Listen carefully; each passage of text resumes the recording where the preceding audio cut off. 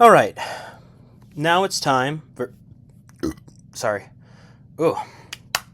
Just had a bit too much water. Yeah, I'm only doing one take of these, by the way. I know there might be a few mistakes here and there, but... Again, these are long recordings.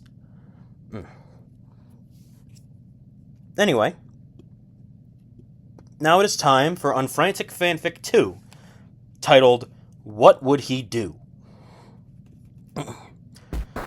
Scott took a deep breath as he stepped back into his home, taking off his shoes as he let the day's few worries slip away. He had just returned from a trip to the Valley of Peace and was ready to make some more videos and get back to a normal life. As he walked through towards his office, his pet Bunger from a previous adventure skittered towards him. "Bunger! Bunger!" he cried happily as Scott reached down to pet him with a weary smile. The bug snack happily trotted away into the living room, curling up on Scott's couch as the Virgin made his way into his office. Once he entered, he readjusted the items on his desk to make sure they were just right, especially the copies of Madden 08, lined up neatly in a row. With a soft smile, he turned the camera on and sat down in front of him. "Hey y'all, Scott here! Now, I know I've been teasing you guys for a while about a certain topic, but I've been feeling generous lately, so I think we'll give it a whirl. Today, we're going to talk about the L button, and its long and varied history throughout the years. Now, let me tell you, the L button is a nifty little thing, and..." Before he could continue, a knock rang out at the door. With a mildly disappointed sigh, he stood up from his chair and turned off the camera. He traced his path back to the front door, looking through the peephole but spotting no one there.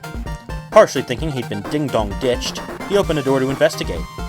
His eyes glanced downwards where he spotted a bipedal orange cat with big blue eyes and buck teeth.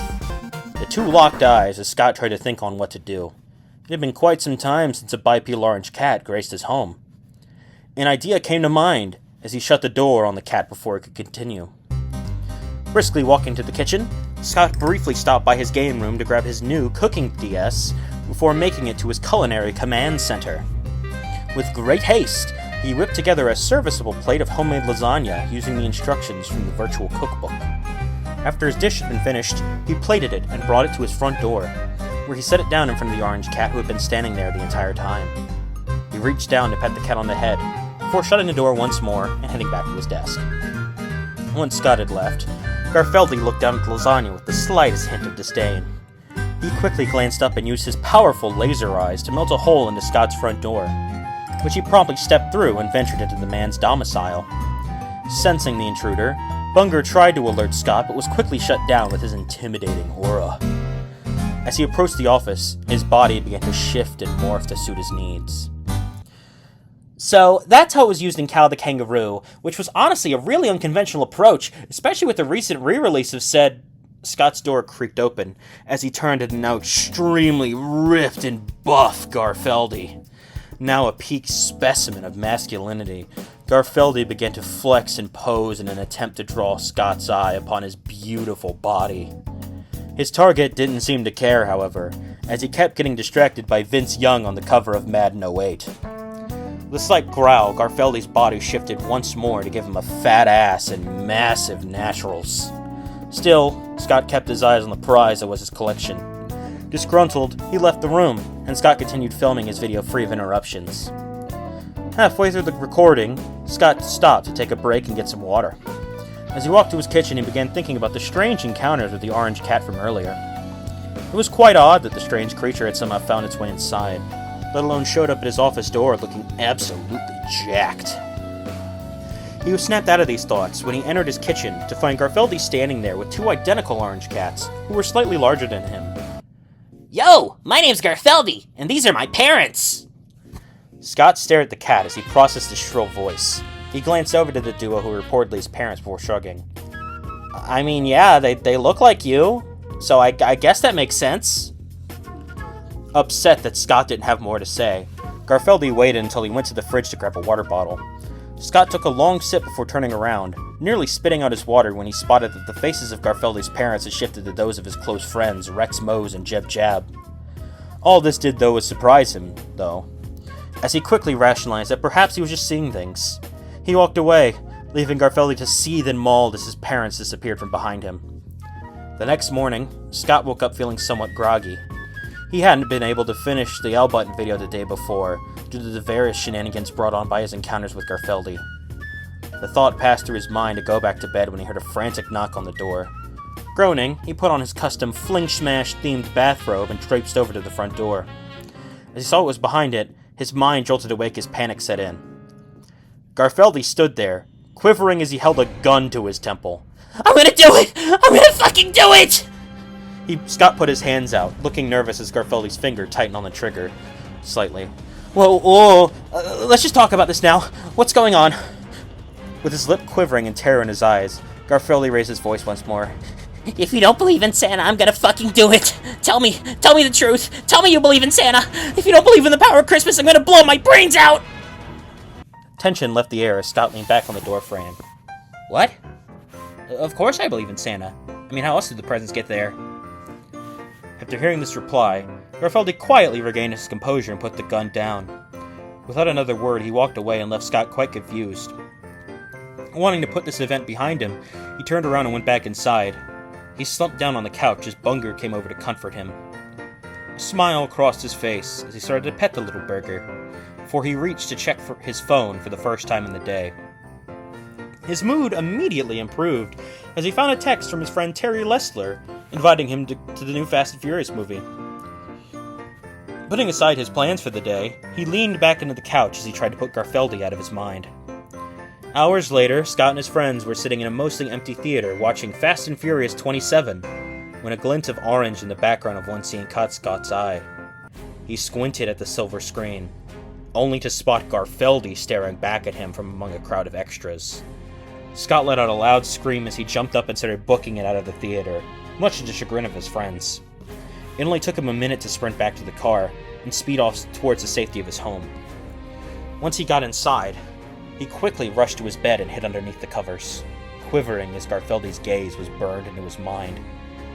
Something seemed slightly different about his room, though, as a decoration on his wall that wasn't there previously caught his eye.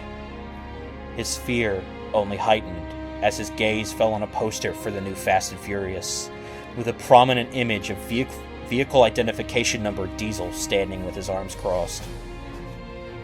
The tagline displayed one of his lines from the movie, where he stated that family was the most important thing in the world. This was, in fact, the last line Scott heard before leaving the theater. After cowering in his bed for another few hours, Scott finally gained the courage to get up and be slightly productive for the day. He knew he needed to make a grocery run a day, so he begrudgingly made his way to his car and drove to the nearest Walmart. After taking a look through the shoddy selection of games they had, he made his way over to the grocery aisles. However, his heart stopped as he reached the bread aisle. There stood Garfeldi himself, putting multiple loads of Wonder Bread into his cart. Once he spotted the Virgin, Garfeldi stopped what he was doing and made a beeline over to him.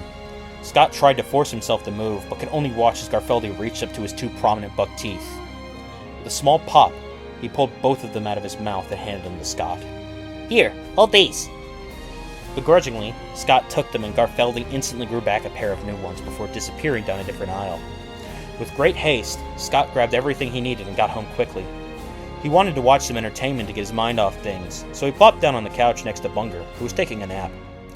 He turned on Nickelodeon, hoping to see some SpongeBob, but found it was on the Fairly OddParents. However, he swiftly changed the channel once he noticed that Timmy had been replaced by the orange demon that had been haunting him for the entire day. He swapped to Cartoon Network, noticing Ben 10 was on. A sigh of relief escaped his lips, until he noticed the silhouette on Ben's Omnitrix, turning the TV off entirely before Ben could transform into Garfeldi's distinct form. Panicking, he pulled out his phone and turned on Twitch. He wasn't usually one for live streams, but he needed something that was Garfeldi-proof. Unfortunately, the top streamer online was definitely not Garfeldi-proof, as they were playing the hit new game Garfeldi Simulator. It didn't help Scott's mental state that streamer was in fact Garfeldi. Frustrated, he ran out of the house and hopped in his car. He drove as far as he reasonably could out of Toledo, eventually finding a hiking trail. Thinking a walk would relax him, he got out of the car and ventured into the woods. As Scott walked through the lush forests of rural Ohio, he took in the sights and sounds of nature. It was a perfect time of year for a walk, as the trees were beginning to grow green once more, and the flowers were in full bloom. However, it was not yet as hot as the scorching summer would be, but neither was it as cold as the freezing lakeside winters. It felt like all of nature was in a perfect equilibrium for the sole purpose of putting him at ease.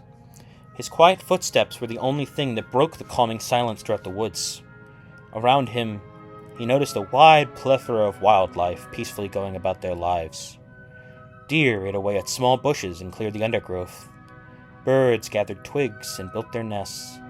And Garfeldi stared directly at him with his massive, piercing blue eyes while making a T-shaped pose. Scott screamed like someone poured boiling water directly onto his crotch before he began to sprint back the way he came as fast as possible. He glanced behind him occasionally, to see Garfeldi swimming through the earth itself.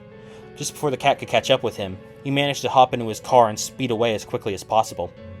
His breath was heavy the entire ride home, but he prayed that he'd be able to escape the clutches of the bizarre creature. Eventually he made it back, and quickly booked it inside and locked every door and window that could be used to enter the home. Bunger seemed concerned for his friend, and followed him around as he did so. Once Scott had finished the task, he ran to his bedroom and climbed under the covers, trying to find safety in them once more. Before he could even think about relaxing, something caught his eye and he slowly turned to his right. Sure enough, Garfeldi was standing there and looking really cross. What the hell gives, man? Here I am trying to fuck with you all day, and you always find a way to get out of it! He crossed his arms as he spoke like he was some sort of rant sona. Seriously, most people would have pissed themselves by now, but you're just fucking bed-rotting! Mouth slightly agape, Scott blinked a little as he tried to get his bearings. Wait, you're not here to, eat my soul or something? You're just trying to be an asshole? Yes! Garfeldi screamed as he threw his hands in the air. I'm a trickster god, and I thought fucking with the guy who always knows what to do would have been a fun little challenge, but I didn't think it'd be this damn annoying!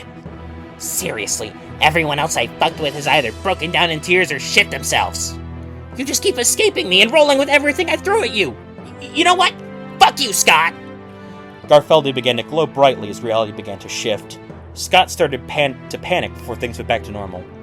You owe me $7 now, asshole! Shit. I mean, if it means you'll leave me alone.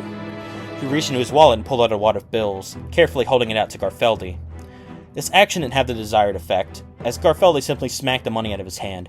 I don't want your damn money! I just want to hold it over your head! Do you know who you're dealing with?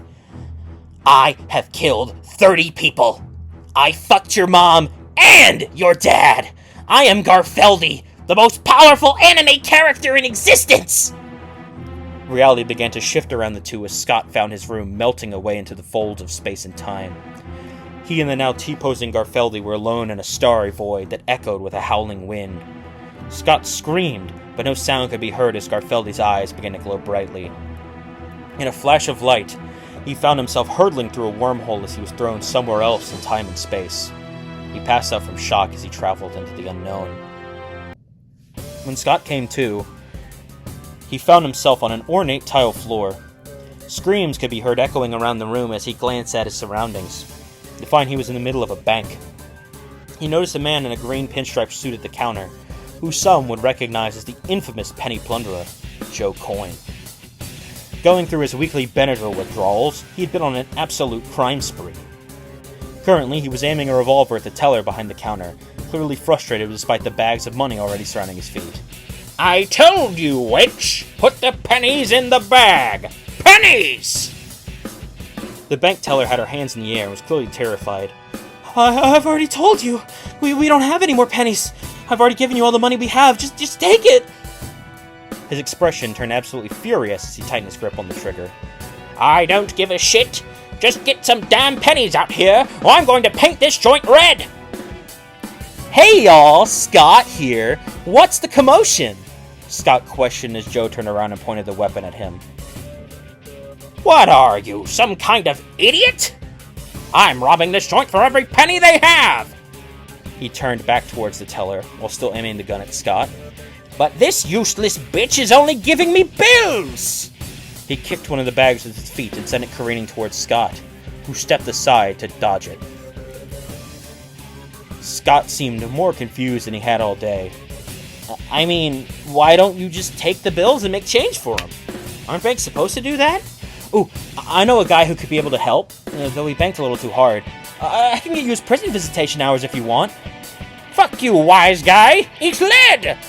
Without a second thought, he shot Scott in the chest. The Virgin fell to the floor as the teller screamed. Joe capitalized on this as he turned back to her. Unless you want to end up like him, do what I say! Post haste! As Scott laid there on the ground, he reached inside his t-shirt with a shock on his face. His worst fears were confirmed as he found where the bullet had made its mark. He pulled out a sopping wet copy of Fling Smash, now with a bullet lodged directly in between Zip's eyes. Scott bore an exaggerated frown as he slid the potentially destroyed game back in its rightful place. Hey, screw you, man! That was my lucky copy of Fling Smash! You're gonna pay for that! Eyes wide, Joe looked back to Scott with a mix of panic and anger. How the hell did you survive that? He tried to shoot again, but realized that he'd used his last bullet. If he reloaded now, it'd give the teller a chance to call the police, and he'd lose his intimidation factor. The best option in this instance was to bluff his way out. No matter. If you try and stop me, you'll have to face the power of my stand. Pennies from heaven! Now, Scott had heard a bit about stands before, and understood that they could be extremely powerful. He started to back away, looking for something he could use to defend himself.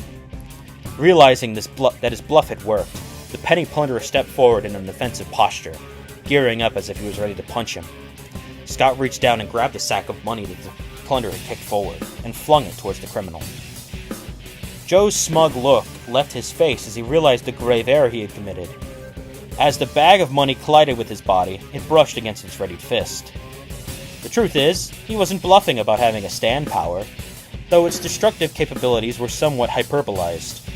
Pennies over heaven did indeed activate upon contact with the money bag, causing the thousands of bills stored inside to instantly transform into their equivalent in pennies.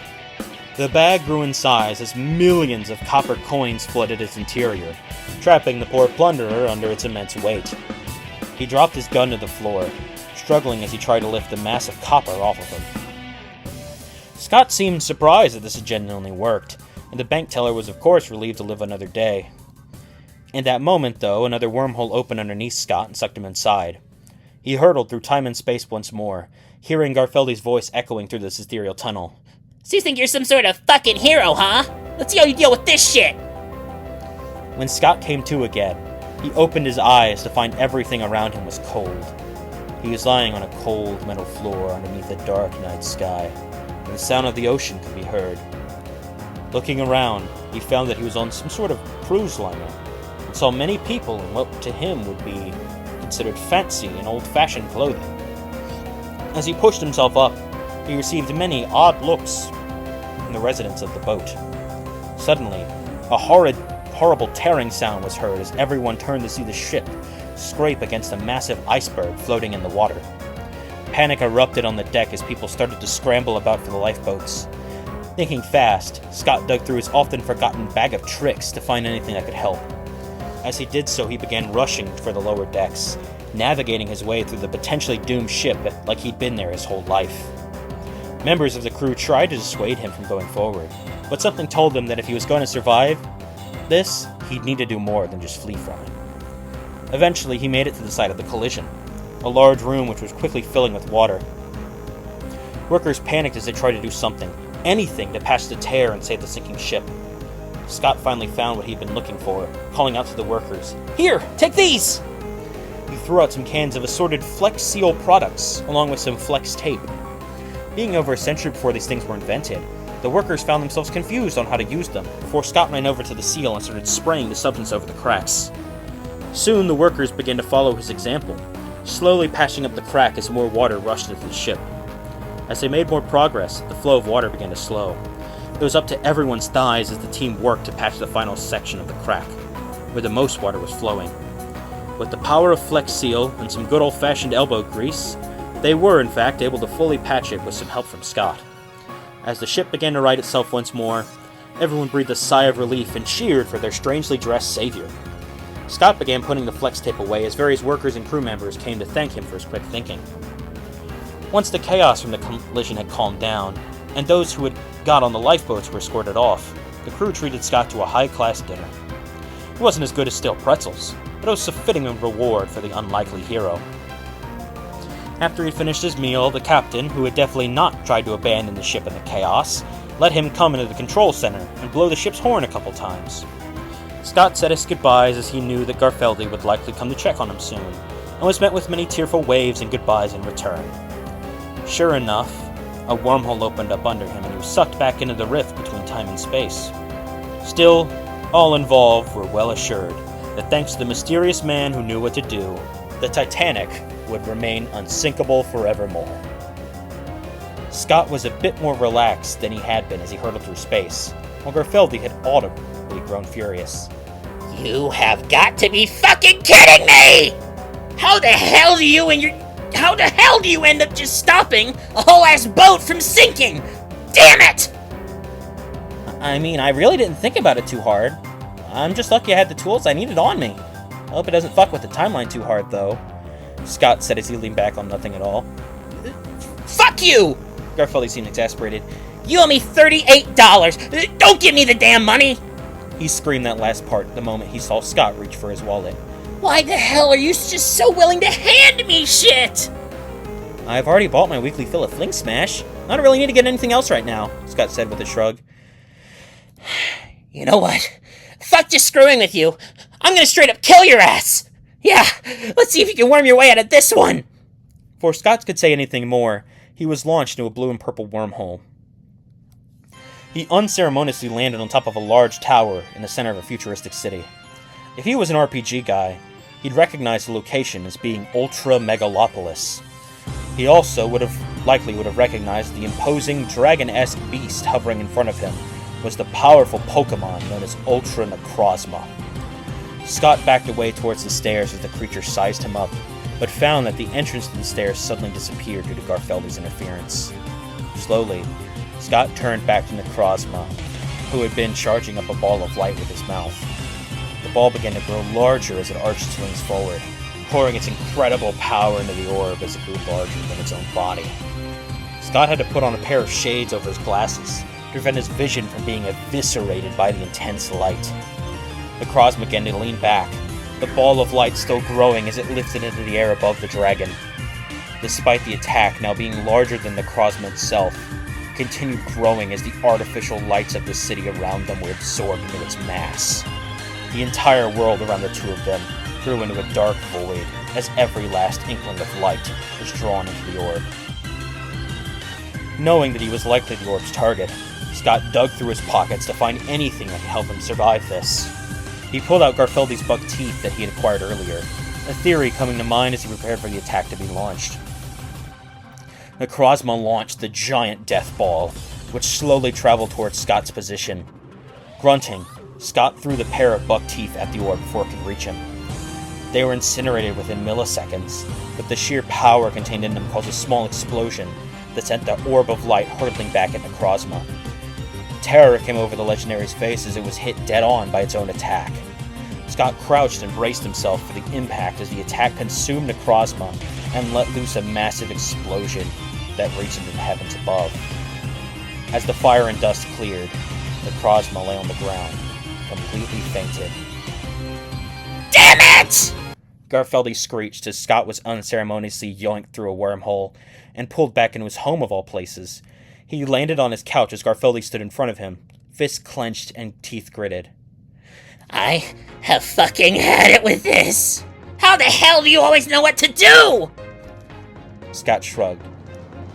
Look, man, I genuinely have no idea at this point. I'm just some guy who plays stupid Nintendo games. I mean, my dexterity's pretty good. And I own Sonic 2 with a line on it. But really, I'm not all that special. Garfeldi stroked his buck teeth as an idea came to mind. Yes, I know what I'll do. You say you're not that special? Let's see what you do when that's really the truth. I'll make everyone forget about you at once, and then you'll be a sad, lonely chud. Scott the was, more like Scott the Wah! He fell back, cackling to himself as he thought more about this stunt. Scott the huh? Scott the who? Your own mother isn't gonna remember you, bitch! However, Garfeldi's attitude quickly faded as he saw Scott was unfazed. The gamer was currently thinking over this proposed predicament. I mean, I'm a YouTuber. It should be hard to remind people who I am. Plus, I can always just buy a couple billboards if that doesn't work. Those are usually kind of cheap, right? Staring forward, Garfeldi's expression turned blank as he manifested a pillow and screamed loudly into it. Bunger skittered over from the Glover room in fear of the cat's cry of frustration. He hopped up on Scott's lap, who petted him as he watched Garfeldi continue to scream into the pillow. Eventually, the cat lifted his face from the pillow, groaning as he looked on at Scott. I can't fucking win. All of my existence, I've been trying to force suckers to think on their feet. But I just can't with you.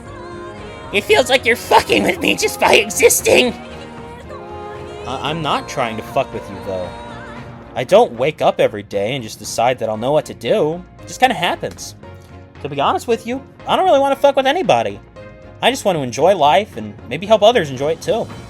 He stood up off the couch, walking over to Garfeldi and crouching down in front of him. Knowing what to do isn't who I am. It's just a part of me. Screwing with people doesn't have to be all you are either. With a deep sigh, Garfeldi sat back on the pillow. I don't fucking know, man. I just get so bored, and it's so funny. I really don't know what else to do all day. Scott sat down next to him, hand up to his chin as an idea popped to mind. Ever tried Fling Smash? 30 minutes later, the two were sitting on Scott's couch experiencing the wonder of his lucky copy of Fling Smash that had miraculously survived being shot. Garfeldi had never actually played on a Wii before, and despite the dubious quality of Zip's bizarre adventure, he found himself having an absolutely lovely time. After they had had enough, Scott began to show Garfeldi the sheer beauty of the many other games in his collection, and they both spent hours combing through them. They enjoyed the good ones, laughed at the bad ones, and surprisingly managed to bond with everything in between. After hours of enjoying each other's company, Garfeldi had to leave to catch a dentist appointment, but the two promised they'd find some time to hang out in the next week. As Scott watched Garfeldi walk away down the street, a small smile crossed his face as he was glad he made a new but unexpected friend. Even if said friend did steal $40 from his wallet when he left. And that's the end of Unfrantic Fanfic 2. Fuck, I need some water.